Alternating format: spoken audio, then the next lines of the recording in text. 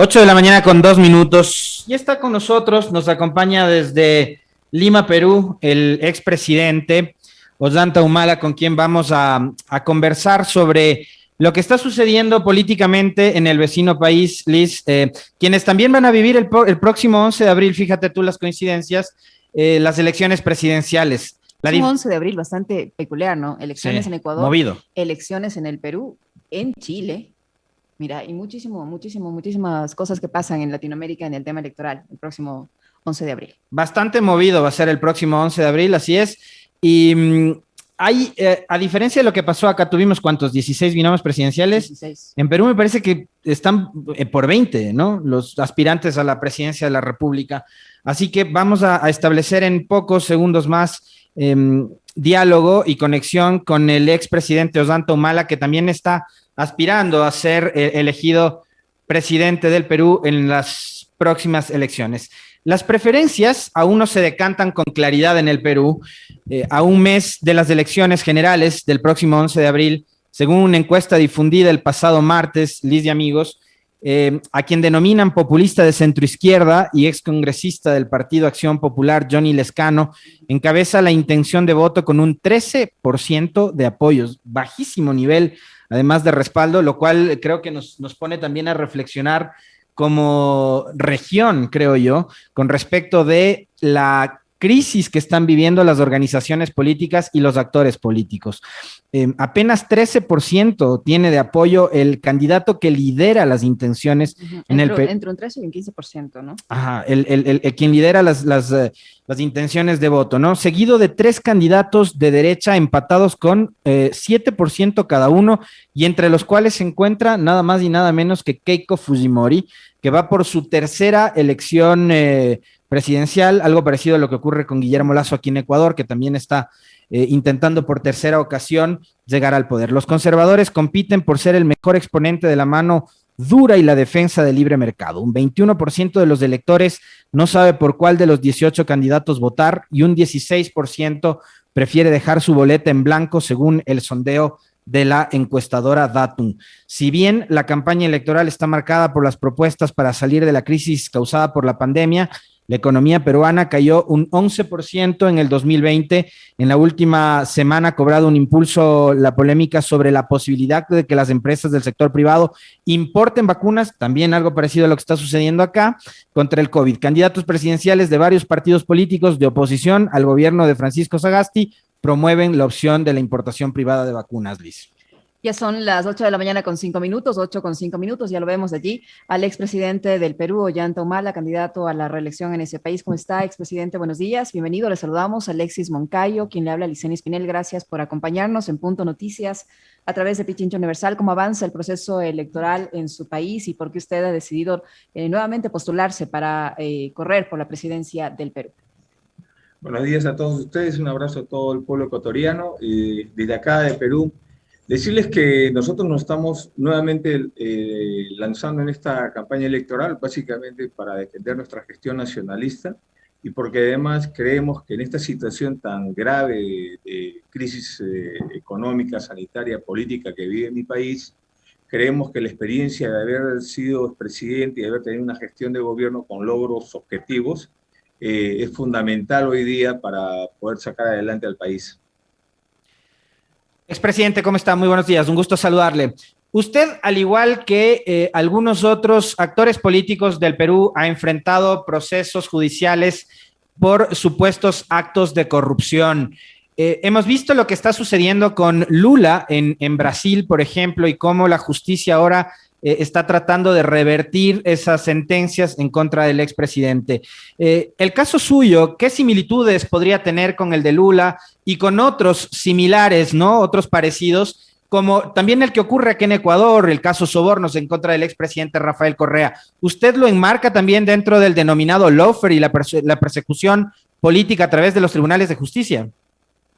Bueno, es evidente que lo que estamos viviendo no son coincidencias, son procesos paralelos en un mismo contexto y en una misma realidad socioeconómica como es Latinoamérica. El lawfare Es este fenómeno que en el siglo pasado, en el siglo XX, equivalía a los golpes de Estado, ¿no? A los golpes militares para interrumpir procesos de izquierda, procesos progresistas. Cuando digo procesos me refiero a gobiernos o líderes que buscan un cambio al status quo, ¿no? Hay que recordar que nuestra región es una región caracterizada por ser son economías primarias exportadoras, y donde de la noche a la, bueno, no tanto de la noche a la mañana, pero ante un proceso bastante sorprendente, Brasil logra tener una hegemonía en la región latinoamericana y prácticamente saca del mercado latinoamericano a empresas norteamericanas, compite con empresas chinas, con empresas rusas, etcétera.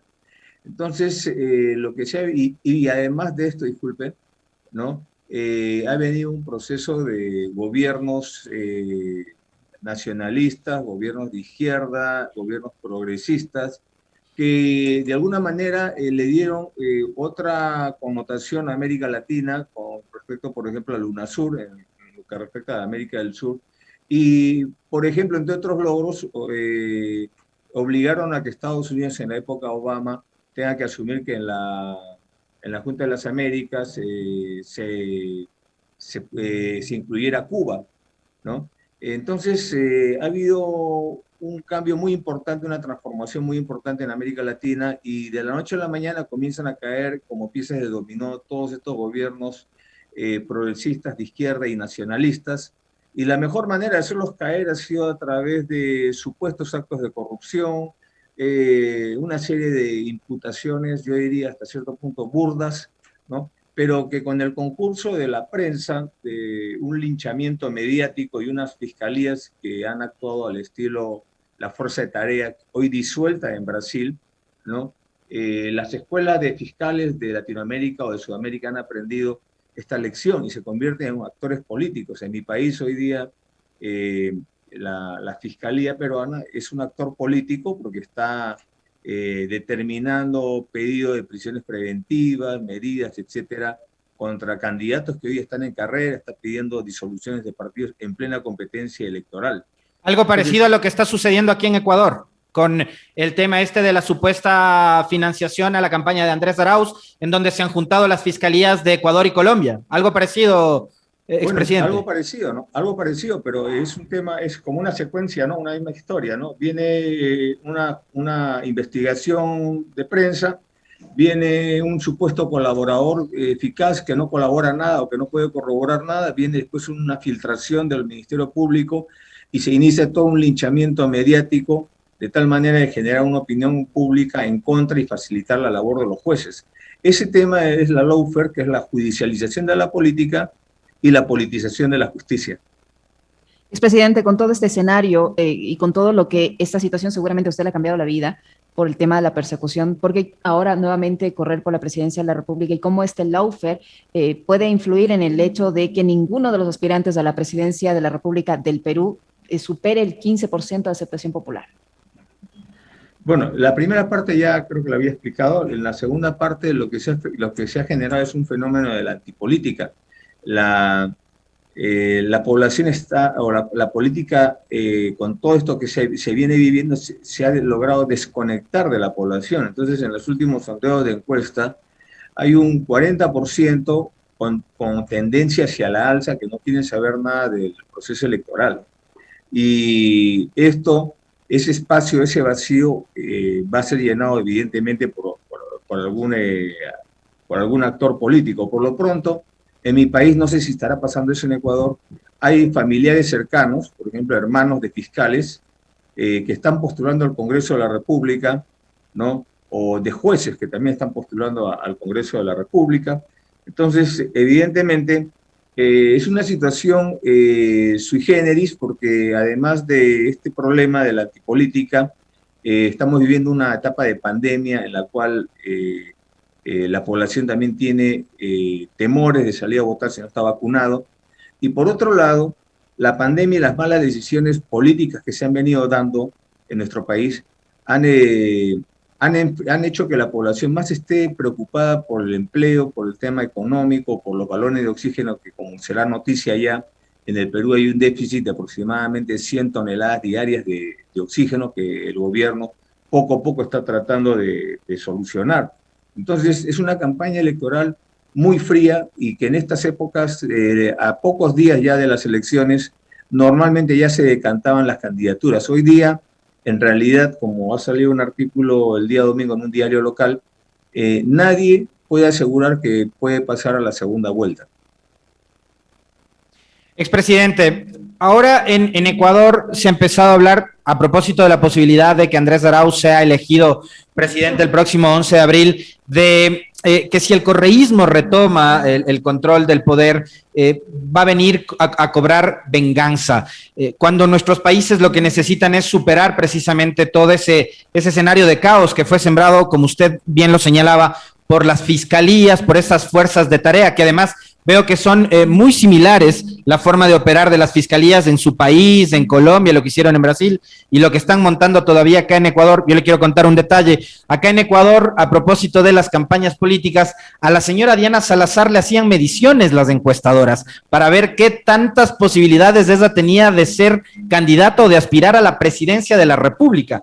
Entonces, ¿qué tanto daño le siguen haciendo a nuestros países, a nuestra sociedad, ahora montar este relato de la venganza, ¿no? A propósito de esta suerte de péndulo que también hay en democracia, porque hay actores que no entienden que el poder finalmente termina siendo efímero.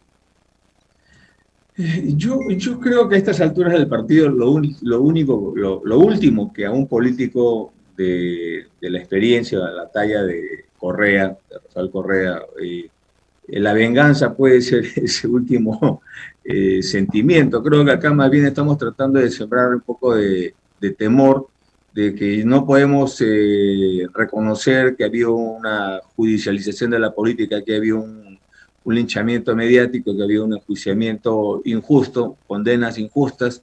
A veces para el sistema es muy difícil retroceder, ¿no? Yo creo que lo importante es que el pueblo, tanto peruano como ecuatoriano, puedan evaluar qué gobierno, en términos objetivos y concretos, ha hecho más por Ecuador, por el Perú, quién ha sacado a más gente de la pobreza, quién ha generado más empleo, quién ha generado estabilidad política, económica, social, quién ha hecho más reconocimientos a las comunidades, quién ha hecho más reconocimiento a la realidad de cada país, ¿no? Y de acuerdo a eso, deben evaluar. Acá lo último que yo he pedido es un salto al vacío, es un voto a ciegas, sino que se evalúen concretamente y se califiquen más allá de prejuicios, se califiquen las gestiones de gobierno, y creo que ahí estará la solución tanto del pueblo ecuatoriano como del pueblo peruano. Expresidente, independientemente de quién gane la primera magistratura en su país, ¿usted cree que esto puede ayudar a disminuir este lawfare o puede incrementar las posibilidades de que este proceso de lawfare siga en su país?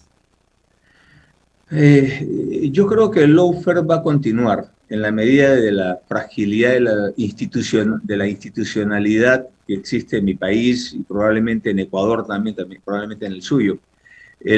Acá el gran cambio que se está dando es en el Brasil y las ramificaciones que eso va a traer, ¿no? Por lo pronto ya vemos que al presidente Lula le han anulado todas las condenas que le habían impuesto, pero ya el daño está hecho, ¿no? Ya el presidente Lula ha estado preso con una detención preventiva, le han hecho perder las elecciones y han hecho que en Brasil se encumbre la extrema derecha, con las consecuencias que hoy día estamos viendo a través de medios internacionales, cómo en Brasil la pandemia del COVID está haciendo estragos, con todas esas consecuencias, ¿no? Entonces yo creo que mucho va a depender del proceso brasileño para que se vaya extendiendo esta toma de conciencia de cómo a través de carteles de empresas internacionales o políticas internacionales pretenden afirmar al Perú, al Brasil o al Ecuador en todo caso como países primarios exportadores y que no salgan de ese estadio, ¿no? Y cualquier gobierno progresista que trate de romper esa barrera y trate de buscar una mejor ubicación en el gran mercado mundial va a ser sancionado, porque evidentemente el lugar que pretenda ubicar o ocupar Ecuador o Perú en el gran mercado internacional, es un lugar que ya está ocupado en estos momentos por otros países, ¿no? Yo creo que la gran apuesta en Ecuador y en el Perú tiene que ser la educación y la justicia. Y yo espero que podamos fortalecer nuestras instituciones y que el pueblo tome conciencia de que acá ha habido, en estos países ha habido una satanización y una persecución política contra gobiernos progresistas, gobiernos nacionalistas y de izquierda. ¿Qué tanto puede calar en su país, en los votantes, en la sociedad peruana, expresidente, el discurso radical que están utilizando las candidaturas más vinculadas a la centroderecha, y una de ellas la de Keiko Fujimori, cuyo padre está atravesando ahora mismo una situación judicial bastante compleja y que llega con ese discurso de la mano dura, ¿no? Del radicalismo que aplicó su padre durante el paso por el gobierno, y que además, como primer ofrecimiento de campaña, ella establece la liberación o la libertad de su papá? La señora Fujimori ha perdido mucha credibilidad por las diferentes acciones que ha venido realizando en el pasado, ¿no? Ha quedado en la retina de los ojos de los peruanos y peruanas cómo ella se opuso al indulto de su padre, cómo le tendió una emboscada a su hermano, que era congresista de su propio partido, para expulsarlo, y que hoy día está procesado el hermano.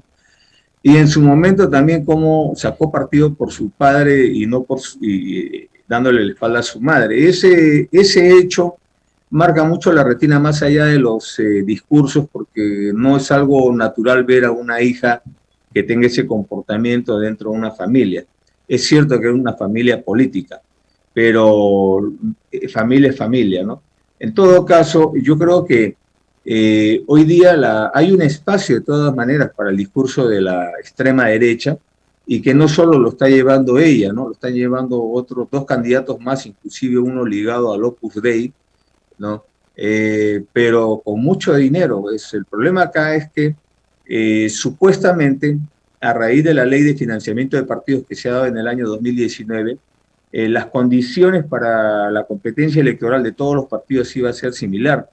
Pero como dicen, echa la ley, echa la trampa, ¿no? Porque la publicidad en medios de comunicación de señal abierta lo regula el Estado, pero es el Congreso el que ha hecho las precisiones aplicando una mayor pauta publicitaria a los partidos que están dentro del Congreso con respecto a los partidos que estamos fuera del Congreso, de tal manera que al final sigue habiendo la diferencia mediática. Y por otro lado, hay ciertos mecanismos que se están utilizando partidos de derecha para demostrar una fuerza tremenda, una fuerza económica tremenda, llenando Lima de carteles, paneles, propaganda en redes sociales, etcétera, que otros partidos no tenemos el alcance, ¿no? Entonces, por un lado tienen la capacidad estas candidaturas de ingresar dinero a la campaña electoral, más allá del control de la OMPE, y por otro lado, de todas maneras, siempre hay un sector que escucha, ¿no?, estas medidas de la extrema derecha. Lamentablemente en el Perú, la guerra interna, la fragmentación de los movimientos de izquierda, la crisis de la pérdida de espacio del Partido Nacionalista ha dado lugar también a que los candidatos de extrema derecha tengan cierto espacio para la población. Expresidente, con todo ese escenario que usted menciona, ¿qué posibilidades de gobernabilidad va a tener el futuro gobierno, independientemente de quién gane la presidencia en el Perú, tomando en cuenta esta crisis política, tomando en cuenta el desinterés que hay en el electorado, tomando en cuenta la situación sanitaria, la situación económica? ¿Qué posibilidad de gobernabilidad va a tener la nueva administración para no caer en lo que ha pasado en los últimos meses, un cambio continuo de gobierno en el Perú? El Perú ha entrado a una crisis muy profunda, no vista en los últimos 100 años. La confrontación del Ejecutivo y el Congreso en esta gestión, que ha llevado a que hoy día no quede nada de la plancha presidencial que se eligió en el 2016 y del Congreso que se eligió en el 2016, no ha concluido. Lo que se avisora para el próximo quinquenio es un escenario de confrontación, dado que por lo que se va viendo del desenvolvimiento de las fuerzas políticas que estamos compitiendo, nadie tendrá una mayoría absoluta en el Congreso como la han tenido en este Congreso, el fujimorismo, y será un Congreso fragmentado, muy difícil de establecer acuerdos políticos, y si el gobierno que llegue es un gobierno que no tiene una experiencia, no tiene una muñeca, como decimos acá, un manejo suficiente de la política para poder establecer acuerdos básicos, pues no tengo la duda de que nuevamente vivamos un periodo de inestabilidad y probablemente no termine el gobierno su periodo quinquenal, de tal manera de que esta crisis todavía no termina. Y sobre esto súmele usted el marco de que el próximo gobierno va a tener que gobernar el país con la pandemia, con el COVID, y sin haber completado la vacunación o inmunización de la población. Es una crisis bastante grave la que enfrenta el Perú, digamos, es algo que de igual forma lo estamos enfrentando acá en Ecuador. En el Perú me parece que hay una caída en la economía del 11%, se vienen meses bastante duros, además con estos procesos de vacunación que al igual que en nuestro país han sido bastante escandalosos, pero de Ecuador se conoce poco. ¿Qué es lo que saben ustedes? ¿Cuál es la información que les llega hasta Perú, expresidente, con respecto de este proceso tan opaco, tan lleno de corrupción de la vacunación en la fase 0 en Ecuador, donde los principales beneficiarios han sido familiares y amigos del gobierno? ¿Ustedes han tenido información? ¿Qué es lo que conocen en Perú? Porque de lo que pasó en Perú sí conocimos acá, la prensa en Perú lo publicó, fue un escándalo como lo que ocurrió en otros países como la Argentina, pero de Ecuador ¿se conoce algo? Bueno, antes de eso yo hablaría del tema de lo que usted ha tocado primero, el tema económico. La regresión de la economía no es solamente 11%. El problema en el Perú es que las medidas equivocadas, las medidas del gobierno equivocadas, por cierto, frente a un virus como era la pandemia, que lo vimos con 2 semanas de anticipación la primera ola y 3 meses de anticipación la segunda ola, ha hecho que el Perú tenga una regresión en su economía, prácticamente pulverizando lo que son los sectores terciarios y secundarios de una economía, ¿no? Estoy hablando de las manufacturas, las pequeñas y microempresas, las actividades de consumo y de servicios. Lo que ha quedado incólume para nosotros en el Perú ha sido la actividad primaria, es decir, la pesca, la agricultura, la minería, ¿no? De tal manera que el daño a la economía peruana no es solamente de 10 puntos porcentuales o 11 puntos porcentuales de caída del Producto Bruto Interno, de una recesión inducida, sino estamos llegando a niveles de los años 60, cuando todavía estábamos en procesos de industrialización incipiente. Por eso es importante entender que la decisión del pueblo peruano para este 11 de abril, que se definirá la primera vuelta, es fundamental. No podemos simplemente cerrar los ojos y dar un salto al vacío, ¿no? Por otro lado, en nuestro caso, ¿no? De acá en el Perú, es un proceso como en el Ecuador. Ha habido un escándalo de las vacunas. Acá han llegado las vacunas chinas, pero de manera no pública, de manera, digamos, secreta, oculta, se había vacunado el expresidente Vizcarra, el vicepresidente que entró a presidente, y otros funcionarios más se habían aplicado la vacuna, y cuando entra el nuevo presidente, el actual, Sagasti, comete el error de no hacer un corte con la gestión de Vizcarra, y han continuado las prácticas, de tal manera que las 2 ministras que tenían que negociar las vacunas, la firma de los contratos, que eran la canciller y la ministra de Salud, resultaron que se habían vacunado. Inclusive la ministra de Salud admite que es por miedo y había vacunado hasta su chofer. Y en el caso de la canciller, en una carta admite que no puede darse el lujo de enfermarse en esas condiciones, y además ahora ha habido otro escándalo porque la canciller lo que señala es que ella se vacunó informándole con el visto bueno del presidente, con el visto bueno de Sagasti y del presidente, ¿no? En todo caso, lo que nosotros vemos acá es que se abre otro escándalo en el cual en el Congreso de la República se escuchan voces de censura al presidente Sagasti porque él habría autorizado a la canciller, ¿no? Cosa que ya, la verdad, es un poco vergonzoso, pero hay que decirlo porque es público, ¿no? A ese nivel se ha llegado en el Perú. Entiendo que en Ecuador ha habido algo similar. Lo que no Eso le iba a decir, expresidente, no solo pasa en el Perú, pero la diferencia es que al menos en el Perú se conocieron algunos nombres de las personas muy importantes que recibieron de forma privilegiada la vacuna. Acá se ha hecho una campaña constante para ocultar la información, las autoridades se niegan por todos los medios a revelar la lista de vacunados con una absoluta indelicadeza y falta de ética, y sin embargo se lleva adelante un plan de vacunación que no cumple con las expectativas porque se desconoce la cantidad de dosis que hay disponibles, se desconoce qué cantidad de personas han sido vacunadas, cuántas van a lograr ser vacunadas hasta que se termine esta administración, a diferencia en Perú. Acá hay mucha más opacidad, creo yo. ¿Cómo evalúa usted el manejo en general de la crisis sanitaria en su país? Permítame hacer un comentario más sobre este tema, ¿no? Eso rompe la confianza entre el pueblo y el gobierno. Evidentemente, si en una guerra contra el virus, ¿no? Los que gobiernan están hablando de que hay que mantener la calma, hay que seguir para adelante, hay que trabajar dentro de todas las restricciones que nos imponen, porque al pueblo le han puesto una serie de restricciones. Se supone que así también el Ejecutivo debe poner su cuota de sacrificio, porque le está pidiendo una cuota de sacrificio al pueblo, pero en vez de hacer un sacrificio, lo que hacen es entenderse y vacunarse, entenderse con los laboratorios y vacunarse.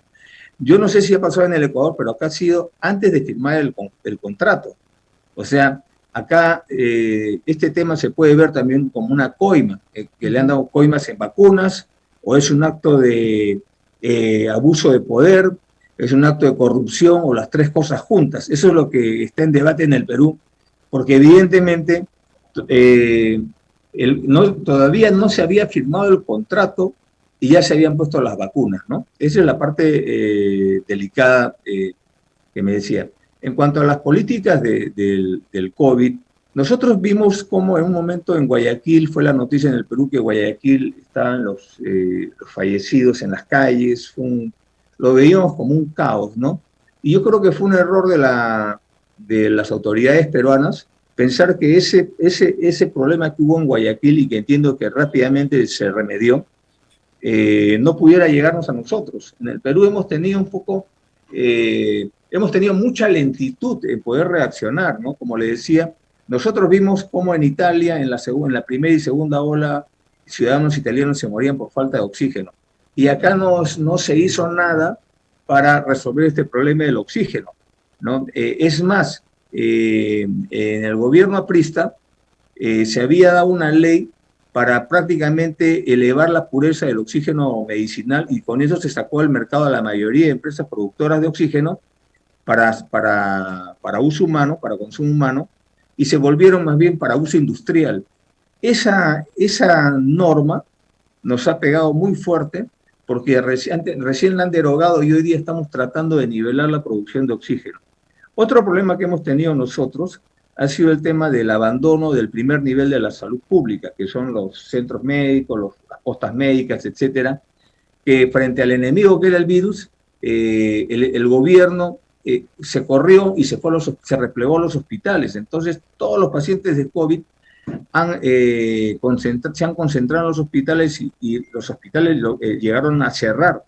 De tal manera que hoy día no hay un sinceramiento de las cifras, que es otro problema. El MINSA, el Ministerio de Salud, habla de más de 47.000 muertos por COVID. El Sistema Nacional de Defunciones, que protocoliza las muertes de COVID, y ellos hablan de más de 100.000 muertos que tienen el mismo protocolo de COVID. Y por último, no se está contabilizando a los muertos que han fallecido, valga la redundancia, por no haber continuado tratamientos oncológicos, renales, hemodiálisis, operaciones programadas en hospitales porque han estado cerrados. Entonces acá lo que estamos proponiendo es una comisión de la verdad, ¿no? Porque estamos hablando de más de 100.000 muertos, estamos hablando de aproximadamente la utilización de 14.200 millones de dólares, que fue el ahorro nacional que mi gobierno le dejó a este gobierno y que prácticamente ya no queda nada, porque estamos viendo cómo el presupuesto general de la República de Perú hoy día ha sido completado con un préstamo de 30.000 millones de soles, que son más o menos unos 8.000 millones de dólares. Entonces, tenemos un problema acá de saber la verdad sobre los muertos por COVID y a consecuencia del COVID, qué se ha hecho con la plata, cómo se han manejado las vacunas, por qué no hay oxígeno, y porque todo esto deben ser también, además de buscar la verdad, sancionar a los responsables y sacar, extraer lecciones que podamos aprender, porque yo creo que en la medida que el sistema productivo mundial siga invadiendo los ecosistemas, pues vendrán otros COVID. En ese sentido, nosotros haríamos un llamamiento a todos los países amazónicos, ¿no? Creo que tienen una organización, la OTCA, ¿no? Para frenar el abuso, por ejemplo, el caso de Brasil, que están depredando la Amazonía, ¿no? Y que producto de eso, el próximo COVID pueda salir, la cepa pueda salir en Sudamérica. Yo creo que hay que respetar los ecosistemas, hay que tener mucho respeto con la biodiversidad y con muchas especies silvestres que pueden tener sistemas inmunológicos distintos a nuestros. Creo que uno de los daños de la lawfare ha sido el debilitamiento, prácticamente la destrucción de la UNASUR. Distinto hubiera sido, por ejemplo, que la UNASUR como conjunto hubiera hecho las compras de las vacunas, de tal manera de no vernos en estos vacunagate, como se llama en el Perú, haciendo memoria del Watergate, ¿no? Del vacunagate en el Perú y probablemente en Ecuador y en otros países de la región, donde obviamente las vacunas se están convirtiendo en un elemento de presión económica y geopolítica. Por eso en el Perú nosotros estamos proponiendo la creación del Centro Nacional de Producción de Vacunas, para de alguna manera tener cierta autonomía. Y lo otro que proponemos nosotros es que para temas tan sensibles como la vida humana, ¿no? y situaciones de desastre, el Estado peruano, en este caso en nuestra Constitución, ¿no? establezca el rol social del Estado para poder compartir la propiedad intelectual de las vacunas como otros productos, ¿no? Porque hoy día la Constitución política del Perú restringe al Estado peruano a un rol subsidiario en la economía. Muchísimas gracias al expresidente de Perú, Ollanta. Una cosa nada más, brevísima, expresidente. ¿Cuál es la situación judicial suya y de su esposa? Bueno, estamos enfrentando un proceso por supuestamente haber recibido aportes de campaña que hemos rechazado en el año 2006 del presidente Hugo Chávez y en el año 2011 del Partido de los Trabajadores del Brasil, y que para este fin habrían empleado a la empresa Odebrecht para hacernos llegar el aporte. No tienen mayor prueba, es un proceso totalmente político, pero que lo estamos enfrentando acá, ¿no? Y estamos seguros de que saldremos prontamente de este proceso, porque además nosotros hemos planteado una excepción de naturaleza de acción en la cual se le señala al juez, ¿no? Señor juez, si la hipótesis del fiscal, si lo que dice el fiscal fuera verdad, que cosa que nosotros decimos que es falso, pero que fuera verdad, ¿constituye un delito o no? ¿Por qué? Porque en el año 2006 y en el año 2011, donde se fundan las imputaciones fiscales, no existía el delito de aportes de campaña. Los aportes de campaña llamados prohibidos eran faltas administrativas, más no delitos. Recién se ha creado el delito en el año 2019. Entonces yo creo que básicamente eso. Nosotros no tenemos ninguna acusación por corrupción, por haber tomado un sol del Estado. Es básicamente aportes de campaña y que le han puesto el logo de lavado de activos, como creo que están haciendo en muchas partes de la región sudamericana. Esperemos que se resuelva su situación judicial y la de su esposa, expresidente Ollanta Humala. Muchísimas gracias nuevamente por habernos acompañado. A ustedes, muchas gracias. Que tengan un buen día, muy amable. Gracias, gracias. Son las 8 de la mañana con 37 minutos en Punto Noticias, primera emisión. Despedimos al expresidente Ollanta Humala, expresidente del Perú, y hacemos una pequeñísima pausa para ponerles en contexto. Enseguida continuamos con Adolfo Mendoza, diputado supraestatal de Bolivia.